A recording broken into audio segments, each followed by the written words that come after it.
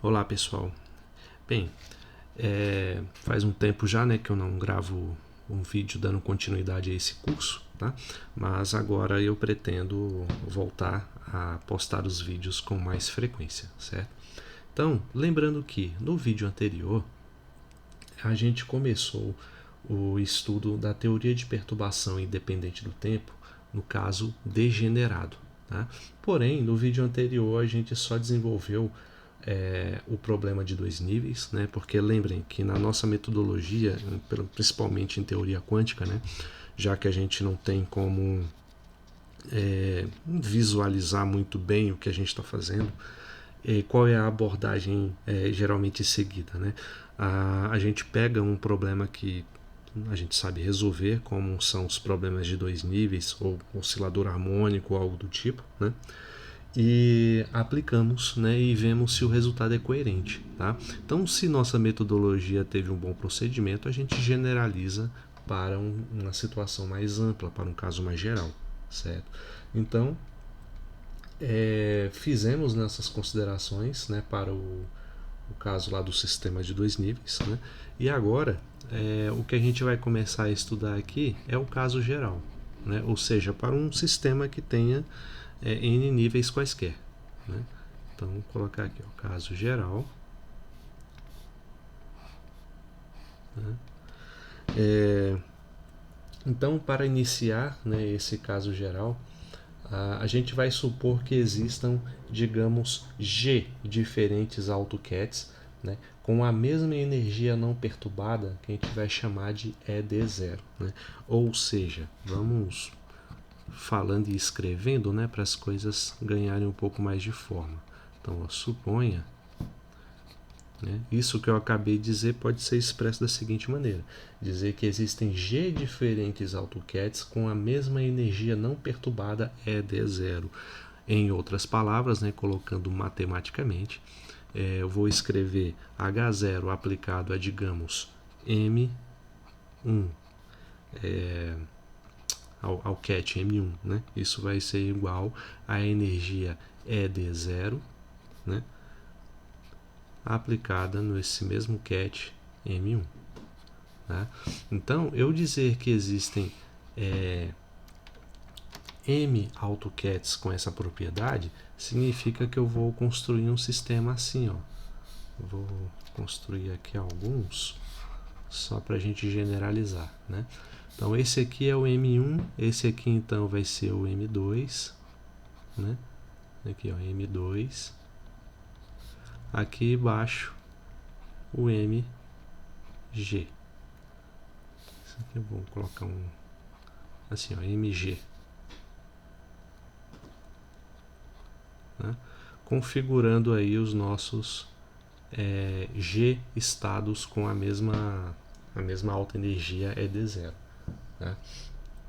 Então, esse conjunto M1, M2, MG, né, a gente pode simplesmente denotar ele, né, vou até colocar aqui do lado, ó, né, da seguinte forma, como um conjunto, né, dos CATs M0. Né? Lembrando que esse M0, né, esse zero que está aqui como se fosse uma potência, né, porém para não confundir a gente usa esse parênteses, ele simplesmente está indicando o AutoCAD, né, num caso não perturbado, como a gente bem ilustrou. Coloquei só os nossos hamiltonianos H com índice zero para indicar que não há uma perturbação. Né? Então, inclusive esse zero aqui ele ficou parecendo um ponto, né? Deixa eu só refazer. 0, 0 e 0. Né? Beleza? Então, isso é o que a gente tem para o caso não perturbado. Né? Porém, vamos brincar mais com essa ideia, né? E ver o que acontece quando a gente tem uma perturbação. Né? Primeiro, a gente tem que considerar o seguinte, né? Que quando há uma perturbação no nosso sistema, ou seja, uma perturbação nesse hamiltoniano, essa perturbação ela tende a remover a degenerescência do sistema. Né? Em outras palavras, o que isso significa? Né? Eu vou colocar assim, ó. observação aqui em amarelo, né? Observação, né? Com perturbação,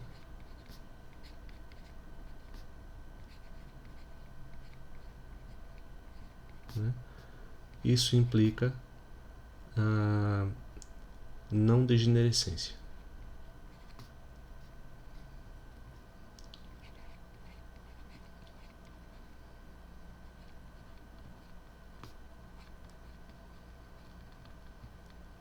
Tá? Então é o que geralmente acontece na presença de uma perturbação. Então, matematicamente, isso significa o seguinte, que eu vou acrescentar uma perturbação no nosso sistema, então vai ser H0. A gente está representando aí nossas perturbações como lambda V, né? Onde esse lambda vai indicar algum múltiplo, né, dessa perturbação V. Tá? Então, um caso mais geral de perturbação. Aplicado a L1, eu não posso representar por M1, M2, MG, porque a gente já está dizendo que os M0s, né, eles correspondem a um sistema não perturbado. Se é um sistema perturbado, a gente busca uma outra letra para representar. Tá? Então, nesse caso, eu vou escolher aqui o L1, que é a mesma que está lá no livro. Né? Isso vai resultar como a perturbação remove a degenerescência, as energias que a gente vai obter também serão distintas. Né? Então, serão energias E1, L1, opa,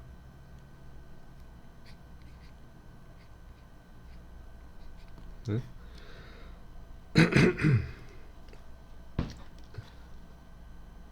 E bom, isso quantas vezes forem necessárias, né? Então, só vou selecionar aqui para a gente não ficar escrevendo a mesma coisa. Acho que 3 aqui dá para ilustrar bem a ideia.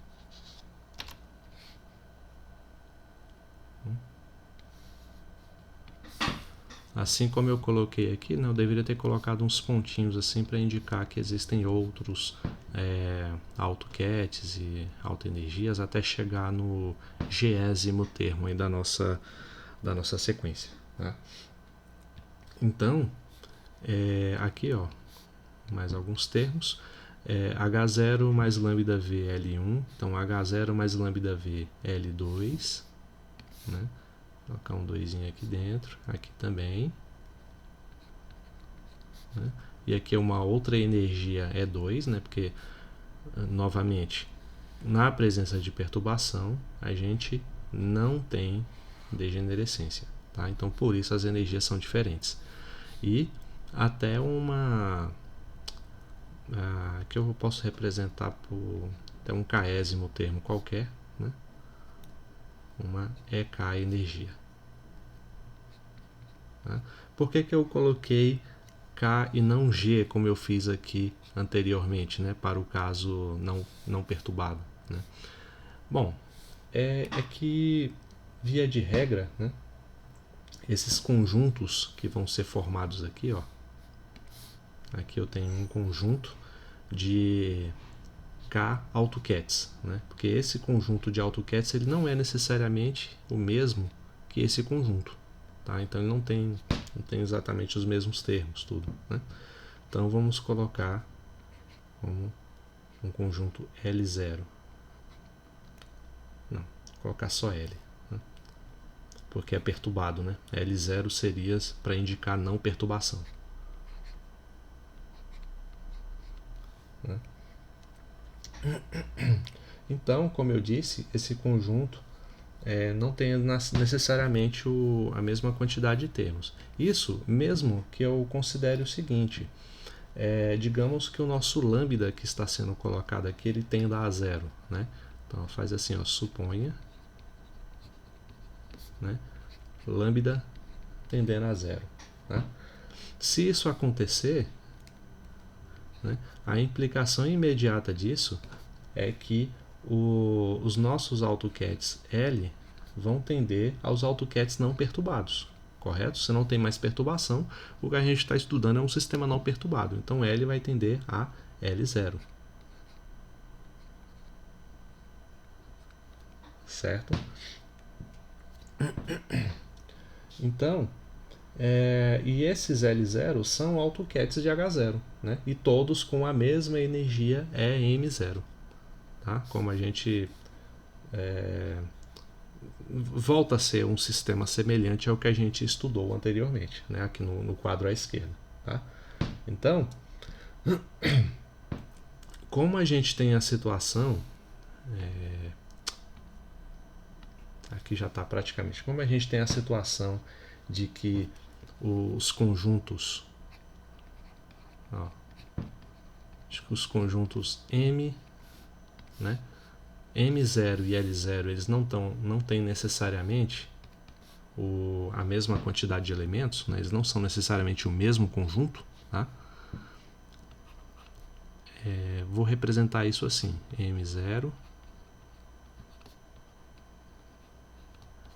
diferente do conjunto L0,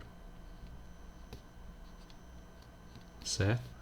Isso, gente, é o seguinte, basta... É claro que a gente está trabalhando aqui com uma coisa bem abstrata, não estamos definindo uma quantidade exata de conjuntos, nem de energias, nem nada, né? A gente está trabalhando com a situação mais abstrata possível, porém, não é difícil a gente tentar visualizar isso, porque, olha só, aqui eu estou supondo que o lambda tende a zero, né? Aí o nosso sistema passa a ser um sistema sem degenerescência. Lambda tendendo a zero, o nosso sistema passa a ser degenerado. Tá? Então, a partir desse momento, você pode imaginar o seguinte: imagina um sistema com 10 energias, né, 10 autoestados aí não degenerados, né, ou seja, cada um com uma energia distinta. Né? Aí você retira a perturbação e esse sistema ele passa a ser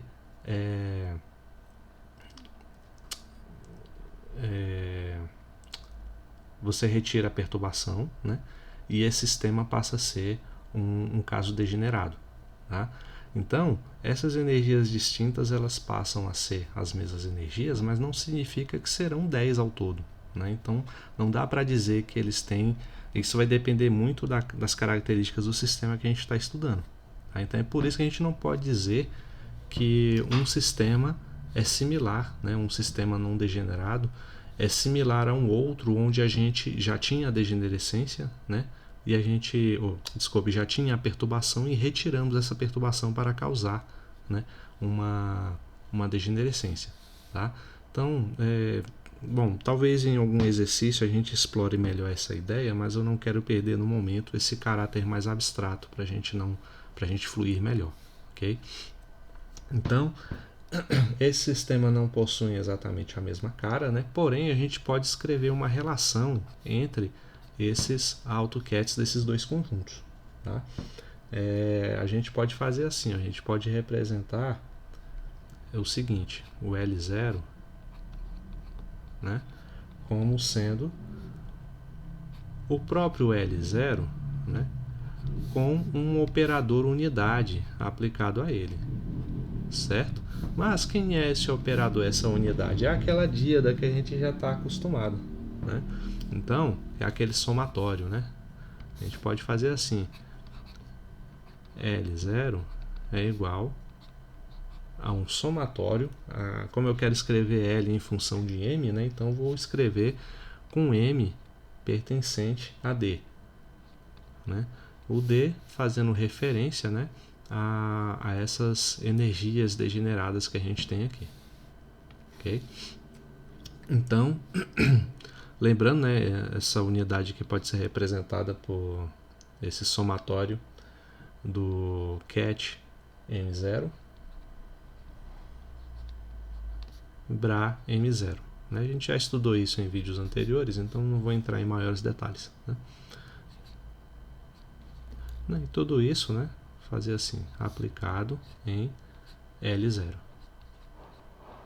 Né? Então, dessa maneira, teremos aqui esse produto interno, né, L0 e M0, e com a aplicação desse operador,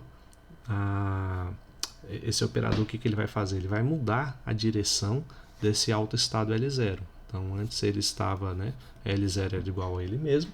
Na presença desse operador em função de M0, vai fazer com que isso resulte em algum coeficiente, né? Resultado de M0 e L0, somado, ou como vou dizer, agindo, né? Nesse operador M0. O resultado disso vai ser L0 igual a um somatório, né, de M pertencente a D.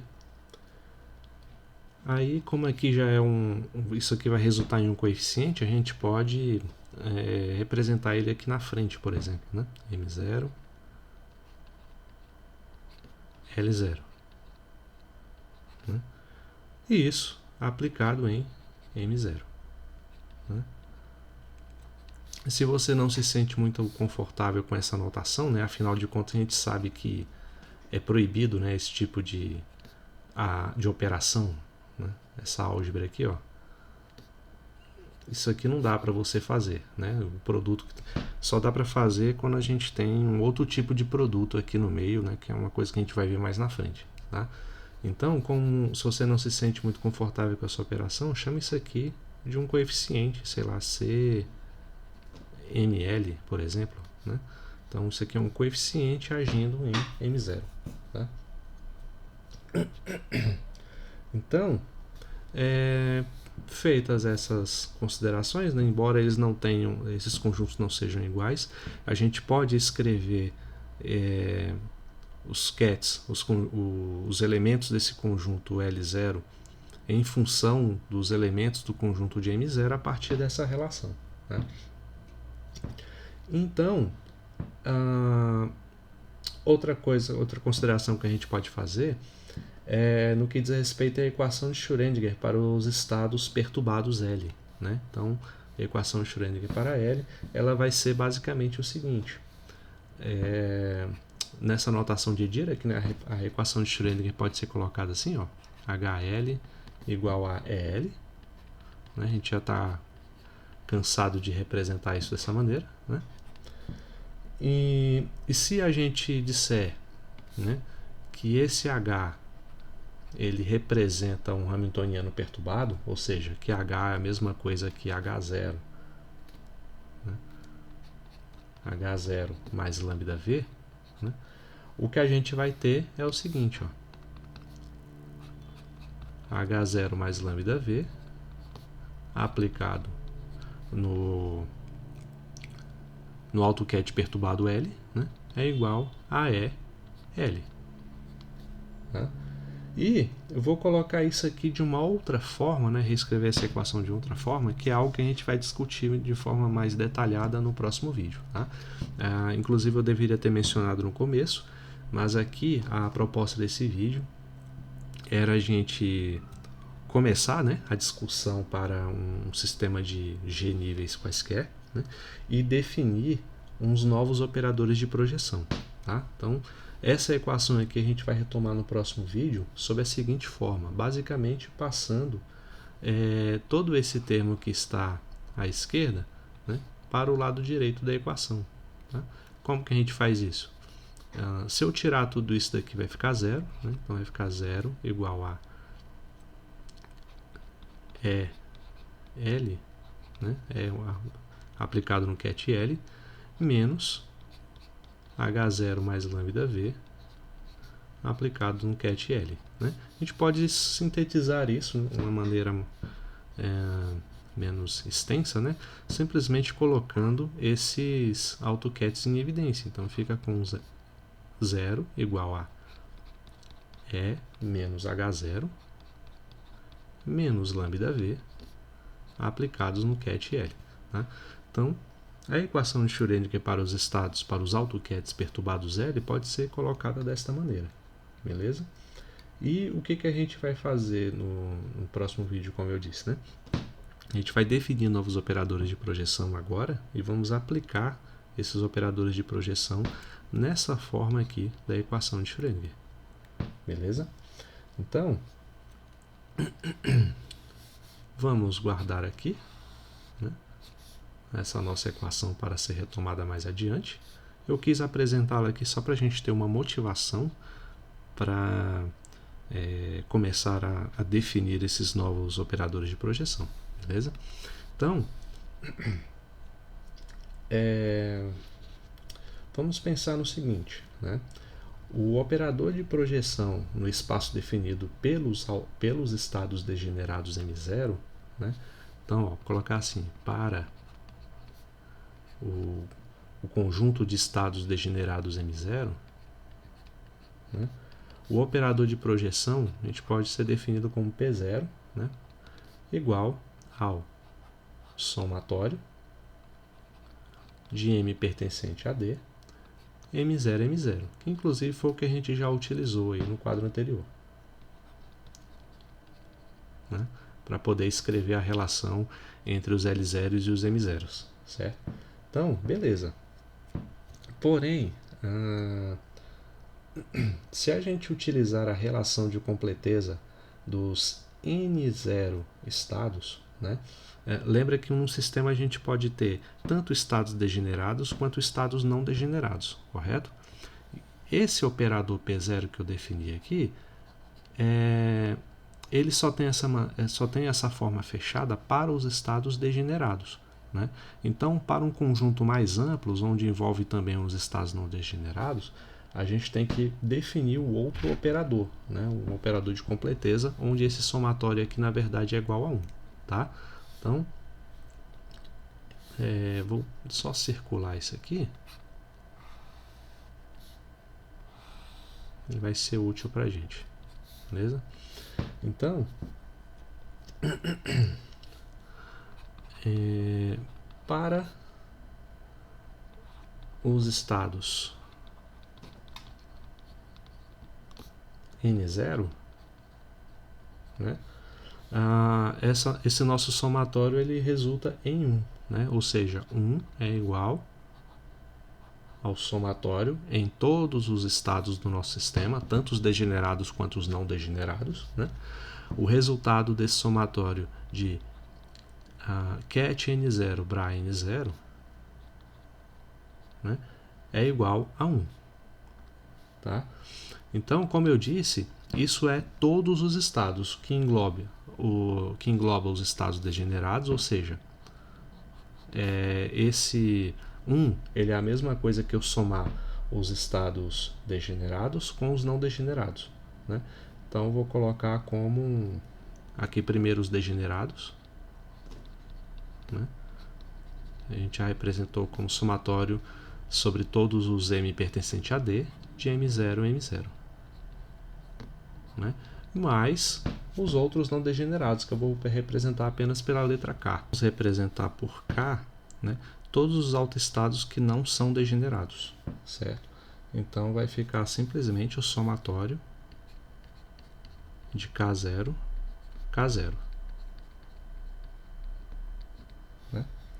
Então, esse aqui a gente já chamou de P0.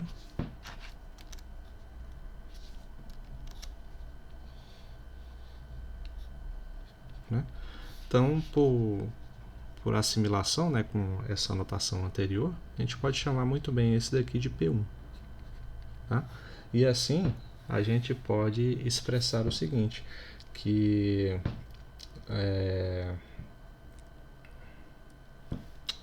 P0 mais P1 igual a 1. Né? P0 mais P1 é igual a 1. Ou ainda, né, que esse P1 ele vai ser igual a 1 menos P0. Tá? São ambas formulações válidas. Tá? O fato é que bom, acho que a construção ficou bem nítida, né? Que para o nosso operador de projeção, né, a nossa díada sobre todos os n estados seja igual a 1, que é o que a gente constrói lá desde a teoria quântica 1, né? Para que isso seja válido, a soma dos operadores dessas díadas, né, dos estados degenerados e dos estados não degenerados tem que ser igual a 1, porque são as únicas duas possibilidades em nosso sistema, beleza? Então agora a gente vai falar das propriedades. Aqui eu meio que defini o operador, né? Agora vamos falar das propriedades desse operador de projeção, tá? Então vamos aqui para o próximo quadro para ter mais espaço. né? A primeira propriedade é que P0 aplicado nele mesmo, né, é igual ao próprio P0.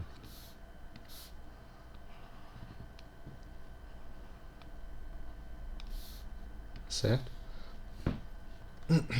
Então, e não é muito difícil demonstrar esse negócio, né?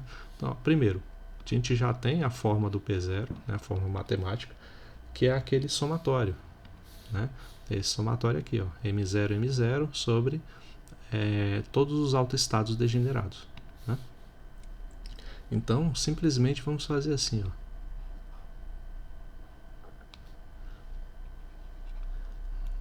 Vou colocar aqui só M, né? A gente já sabe que ele pertence a D, né? Então, de M0, M0, né, aplicado nele mesmo. Porém, por uma questão de generalidade, né, a gente pode escolher uma outra letra, digamos M', né? Então vamos repetir o somatório para M', né, e escrever como M'0, M'0,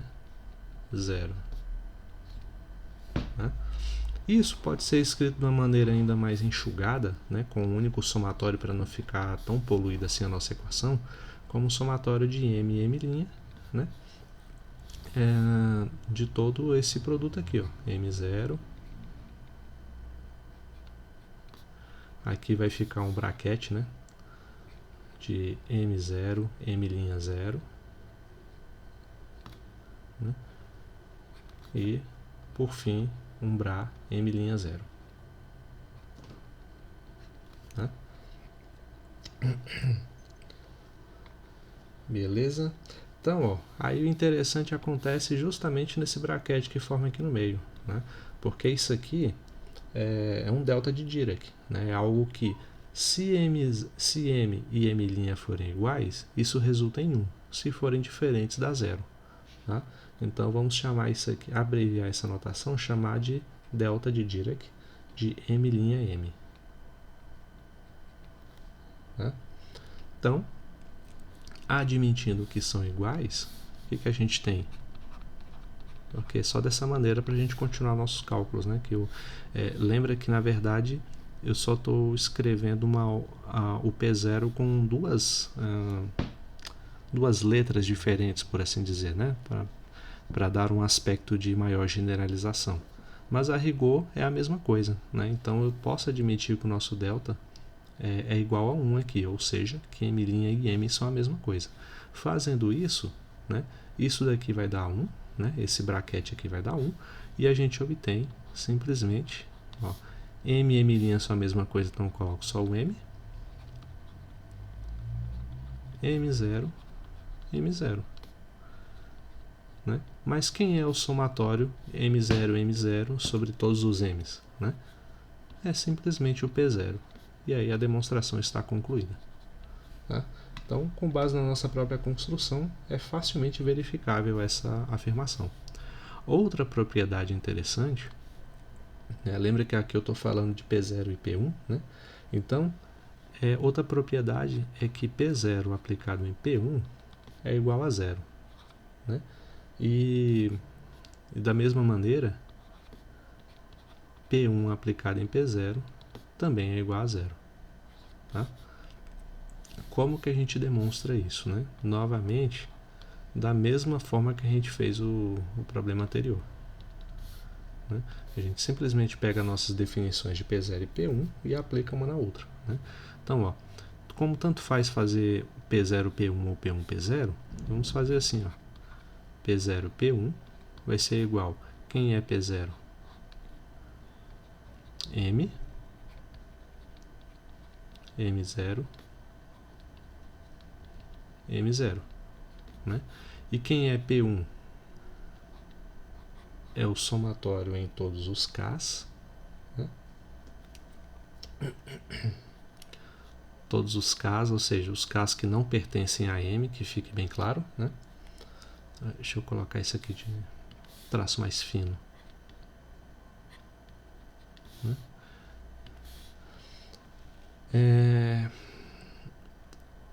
de K0, K0. E isso aqui, ó, mais uma vez, para deixar uma notação mais enxugada, né? Vamos colocar apenas um somatório MK, né? Do que? De M0, cat M0 bra M0, aplicado em cat K0 bra de K0. Né? E novamente, o que a gente tem aqui no meio, né?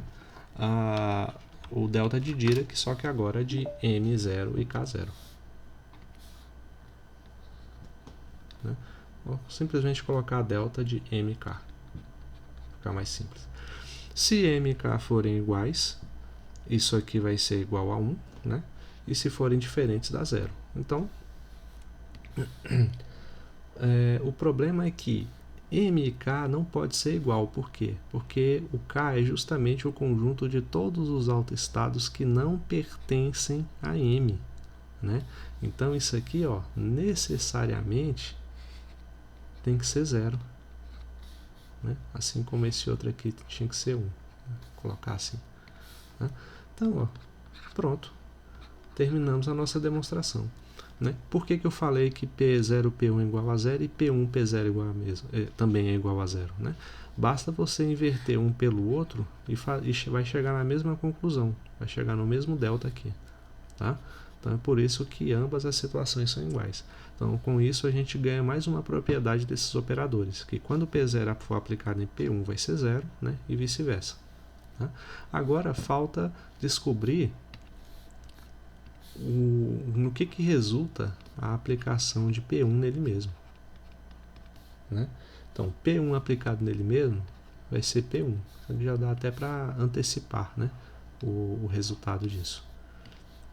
E a demonstração é exatamente da forma como fizemos anteriormente, né, onde, lembrando que P1 é o somatório, né, daquelas díadas, né, de K0, K0, né, onde esse K é todo elemento que não está em M. Né? Então K não pertence a M. Certo? Ou, como a gente já está pressupondo isso lá no início, né, que não precisa fazer distinção, vou colocar só sobre todos os Ks mesmo para a notação ficar menos poluída. Beleza? Então, esse daqui aplicado nele mesmo.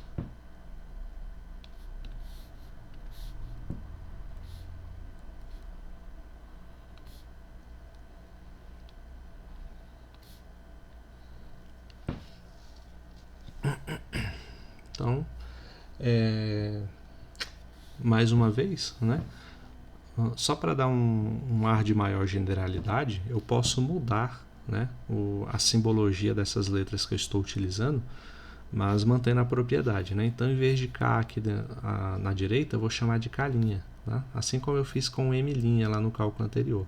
Certo? E a gente vai chegar à conclusão inevitável de que K e K' tem que ser a mesma coisa. Tá? Então, com isso a gente consegue escrever de forma mais resumida. Vou colocar aqui embaixo, né? P1, P1, simplesmente um somatório de K, K', de K0, K0, K'0, K'0.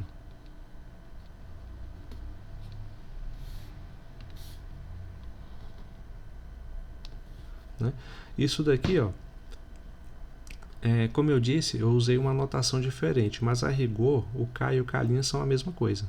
Né? Só queria dar um ar de maior generalidade mudando a letra para chegar no fim das contas e mostrar que eles têm que ser necessariamente a mesma coisa.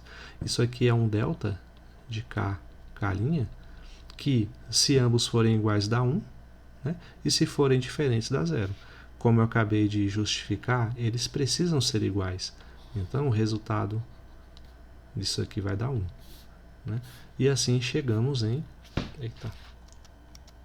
E assim chegamos em o somatório sobre K, né, já que K e K' são a mesma coisa, de K0, K0, que nada mais é do que o nosso P1. E assim está demonstrado. Tá? Então, vamos encerrando por aqui só para o vídeo não ficar ainda mais longo. Né? Mas a ideia, como eu disse, é a gente, no próximo vídeo, eu vou voltar aqui na equação de Schrödinger, que a gente já reescreveu dessa maneira, e vamos ver o que acontece quando a gente aplica essas projeções aqui, ó, seja o P0, seja o P1, ou P0, P0, P1, P0 e por aí vai. Beleza? Então, até a segunda parte do nosso vídeo e bons estudos.